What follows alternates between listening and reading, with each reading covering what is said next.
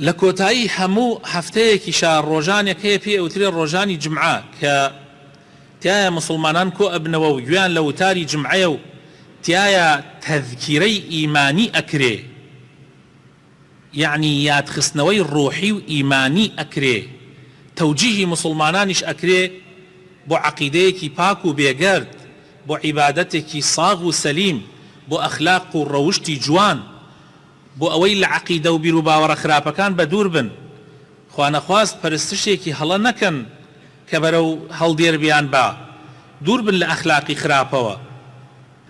هەر لە مزگەوتەوە حافظ قورئان دروسە بێ، مناڵێکی ڕەبانی قورئانی پەروەردە ئەبێ، هەر لە مزگەوتەوەیە دەرس محازەرات ڕەمەزانان دەرس و دروس، دەیەها پیاوی چاک، دەیەها عالمی گەورە، دەیەها سەرکردەی گەورەی هەموو ملەتەکان و من ضمنهم کورد لە مزگەوتەکانەوە پەروەردە بوون. بۆیە مزگەوت خۆشەویستترین شوێنەکانە لای خوای پەروەردگار. خوای تعالی لە سوورەتی نوورە ئەفەرمێ في بيوت أذن الله أن ترفع ويذكر فيها اسمه يسبح له فيها بالغدو والآصال. لماڵەیە لێکا خوای تعالی ئەمری کردووە، لە ماڵەیە لێکا کە کردوێتە ماڵی خۆی کە مزگەوتەکانە، خوای تعالی ئەمری کردووە کە بەرز ڕابگیرێ، ئەن تورفع، بەرز ڕابگیرێ بە ئاوەدانکردنەوەی، بە پاکڕاگرتنی، بەوەی دوور بێت ئەو شوێنە مبارەکە لە کڕین و فرۆشتن لە باسی دنیا، بەڵکو ببێتە شوێنی پاکی، شوێنی خاوێنی، شوێنی قسەی چاک، شوێنی پەروەردەکردنی نەوەی داهاتوو. ئەم جا فەرمێ و هەروەها وەیوذکەرە فیها اسمه، و ئەمریشی کردووە خوای تعالی کە تایە زکری خوا بکرێ، قورئان بخوێنرێ، پەیامی خوا بگەیەنرێ، دەرس و دروس بە خەڵکی بدرێتەوە، ئەخلاق و ڕەوشت و پەرستش و عیبادەت و عەقیدە و بیر و باوەڕ تایە ساغ بکرێتەوە.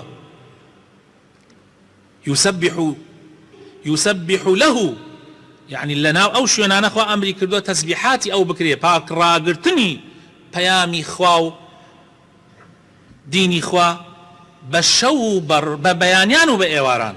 غدو يعني بەیانیان، لە نوێژی بەیانیوە، ئاسالیش کۆتایی ڕۆژەکە مەغریب و عیشایە. ئەمە کێ ئەم ئیشانە ئەکا؟ کێیە کە مزگەوت ئاوەدانەکاتەوە بەرز ڕای ئەگرێ؟ ریجال. ئاەتەکەی دوایەوە ریجال، پیاوانێک لا تلهیهم تجارة ولا بيع، تجارەت و بازرگانی مەشغوڵیان ناکا لە کارە گەورەکە کە خوا خەڵقی کردوون بۆ ئەوە، کڕین و فرۆشتنی بازار مەشغوڵیان ناکا، بەڵکو حتا ئەگەر بڕۆنە بازار، حتا ئەگەر بڕۆنە کاسبی، بەڵام دڵیان بەسراوە بە مزگەوتەوە، بەردەوام دڵی لە مزگەوتە، دڵی لە ئیشە سەرەکیەکەیە. خوای تعالی ئەمەی بۆ ئەوە خەڵق کردووە. خۆشەویستەکانم، هەدەفی سەرەکی لە خەڵقی ئینسان ئەمێ، بەڵام ئەوکان تریش زەروراتی ژیانن، مەجبوری ئەنجامی بدەیت، بەڵام نابێ ئەمەت لەبیر بباتەوە.